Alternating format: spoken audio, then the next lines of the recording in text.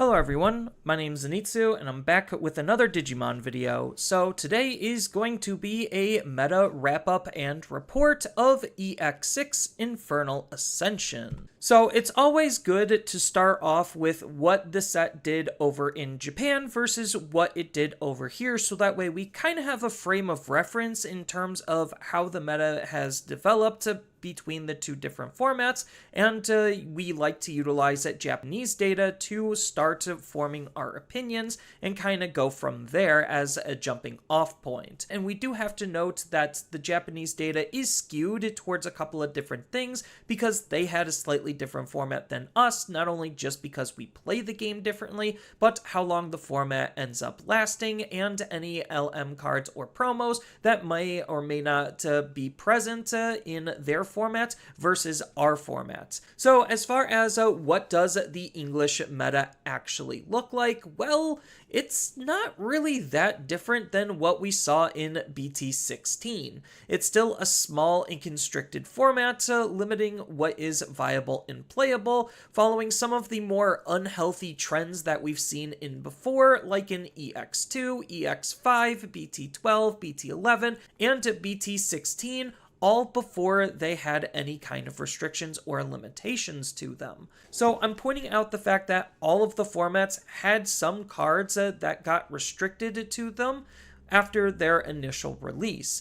The common trend between all of these different formats, because I've been looking at this data for quite a while, is the fact that the number one deck is above 30% of the top meta share. And I'm talking about like in terms of how much a deck is appearing in top 16 versus each other, not necessarily between all decks that everyone is playing everywhere. So we do have to keep that in mind, and that's just the trends that I noticed. So right now, EX6 has about 27 different decks that made it into the top 16, which might seem like a lot and might seem pretty healthy, but when we get into the actual data, it kind of shows and paints a different picture.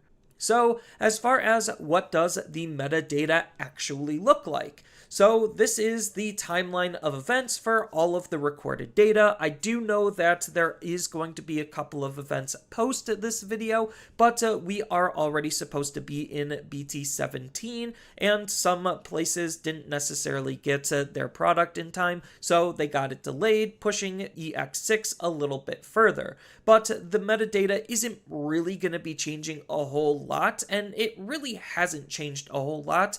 So if we just take a look at some of the more condensed version of the data, we can kind of see that, well, Numemon is still the best deck. It was the best deck last format by about 30% of the overall meta representation, and, well, that number hasn't really changed here.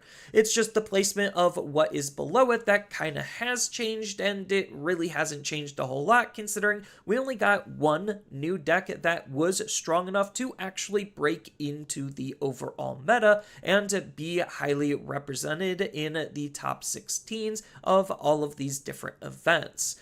The one thing that I do want to know is, out of all of the different decks that made it into top 16, 27, like I kind of pointed out before, seems like it was a lot of different decks, but when half of them were just one-ofs and they haven't really had any repeated success, it kind of just doesn't paint the decks in that great of a light, especially when the meta is realistically condensed to be only about 6 decks if you actually want to have a shot at making it into top 16s. So as far as what these 6 decks are, well, it's Numemon, Yellow Vaccine, more specifically the Armor variant, or Yellow Magnamon X Antibody, Imperial Dramon, 7 Great Demon Lord, Mirage Galgamon, and in last place, which is the 6th place deck, it's Magnamon X Antibody. And that's kind of just where the meta is at this current moment, so he is kind of the gatekeeper of this format, and it really starts to show a shift in the trend on how we're approaching the game, focused around speed, consistency, protection, and being able to bypass the opponent's defenses while also having good defenses of your own. So taking a look at what these decks actually look like, well, each of them do kind of have an answer to what the meta is proposing, and the majority of them are basically going to look almost identical to their BT16 counterparts because the meta really didn't change that much. Numemon being the best deck is still one of the, if not the fastest deck in the game, partially because 8 Ukamon is broken at trying to accelerate your raising cycle, and you could really customize the deck to run a couple of different low-end packages like purple or black as the two most popular ones. So Mirage is a really strong deck because of the fact that he can not be redirected, whether that's with an actual redirect or blocking, so him being an OTK based deck means that he just can go off and not worry about the opponent's defenses at all outside of Ace Digimon. Yellow Vaccines is just the stronger variant of what Magnamon X Antibody is doing because it just is doing almost the exact same thing with a higher overall ceiling because you have faster ways to get up into Magnamon X Antibody on top of the fact that you have ways to constantly trigger and re-trigger Magnamon X Antibody's ability with basically zero downside, so that just allows you to be able to maximize the effectiveness of what the card is doing on top of running just some other really good controlled cards to handle various other situations that the meta might be asking you that isn't necessarily present in the blue side of things. Imperial Dramon is still, well, Imperial Dramon. It's this big DNA combo deck that has lots of survivability thanks to the partition ability and lots of usability to answer a lot of questions that the meta has. Then, when it comes to Demon Lords, this is the new deck on the block. It is basically the fastest and strongest clock-based deck that we have in the game. If you're unfamiliar with what a clock-based deck is, it's basically just a countdown deck that's just waiting and biding enough time to get to its automatic win condition. And when I say automatic, it is borderline automatic because once it's played, you should be winning the game off of that card single-handedly.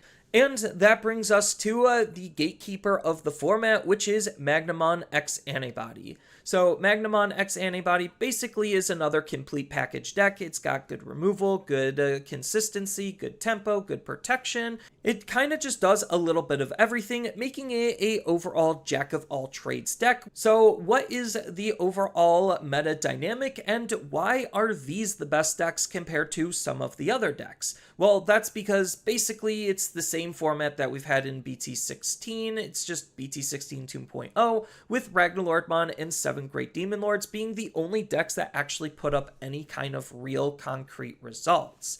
So this can be boiled down to a couple of major factors.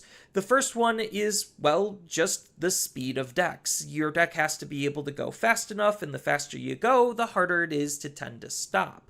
Then the second major factor is the ability to deal with big walls. We already know that Magnamon X Antibody is one of, if not the best big wall deck, but there's more in the game like Tyrant Kabuterimon and some others where you just need to have a good way to bypass the opponent's defenses to make sure that your deck is able to aggress. Then when it comes to point number 3, we have protection.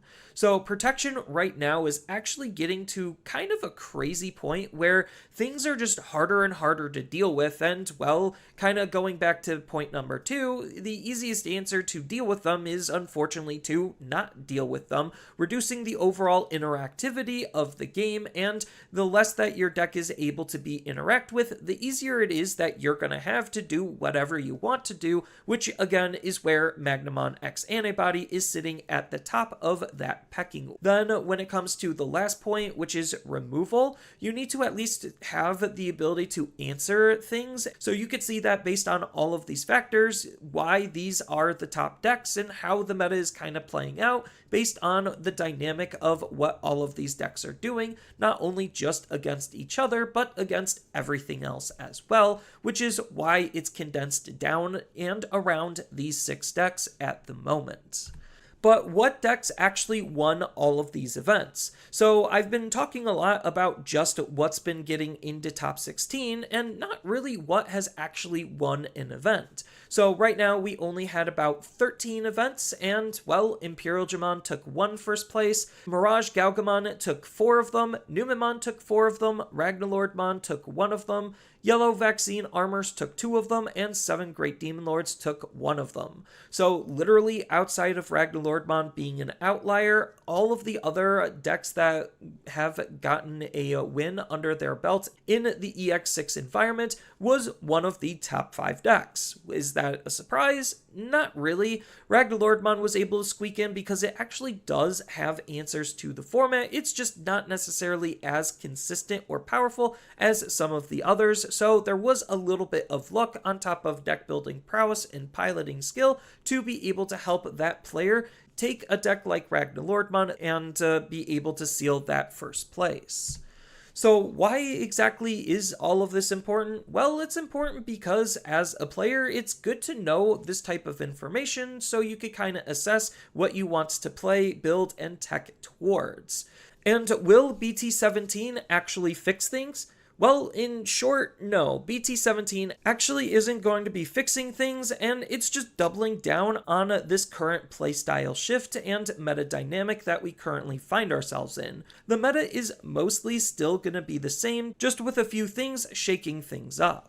So speaking of bans and limits, as of the recording of this video, we know that August 23rd, we're going to be getting a ban and restriction update for Japan, and it's going to go live on August 31st, again, for Japan. We don't know when the English side of things is going to be getting these bans and restrictions, and as of the recording of this video, we don't actually know what those bans and restrictions were. That could have an impact on how the meta in the future is going to be playing out. If I had to predict on when these are probably going to be rolling out for English, I'm guessing somewhere between September and November, alongside with the EX07 Liberator starter decks and Special Booster 2.0. So October seems like it's going to be a more reasonable time, but again, depending on what gets banned or limited and how they're going to be doing it, it could really change on when those bans and restrictions are going to get rolled out for us. But I do think that the game is in desperate need of a change and a shakeup. So in conclusion, EX6 as a meta kinda just sucks. It's just BT16 2.0 reflecting the same problematic trends that we've seen not only in BT16 but other formats as well. Looking at the meta, there are a couple of patterns that we can discern that are attributing to these deck successes, again, as I pointed out in the meta dynamics portion. So while none of these things are particularly bad, it is starting to become problematic with cards and effects trying to cheat on the memory system more and more, and that kind of just goes to highlight the shifts in the game even more thanks to their overall existence, trying to speed things up on how much more we could do as early as possible and get away with for doing as little as possible. And right now, things are so constricted because we are in the early stages of this dynamic shift, which I don't necessarily think is a good shift compared to some of the others that we had in the past.